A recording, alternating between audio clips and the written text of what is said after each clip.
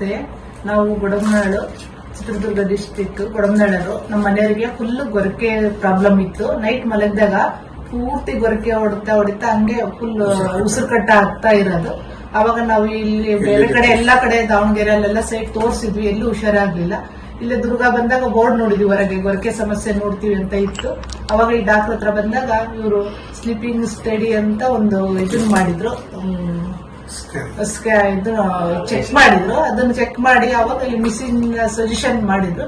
ಈ ಮಿಷಿನ್ ತಗೊಂಡ ಮೇಲೆ ನಮಗೆ ಫುಲ್ ಆರಾಮಿದೆ. ನಮ್ಮ ಮನೆಯವರು ಇವಾಗ ಗೊರಕೆ ಸಮಸ್ಯೆ ಆಗ್ಲಿ, ಉಸಿರು ಕಟ್ಟಾಗೋದಾಗ್ಲಿ ಯಾವುದೇ ರೀತಿ ಸಮಸ್ಯೆ ಇಲ್ಲ, ಪೂರ್ತಿ ಆರಾಮಿದ್ದಾರೆ.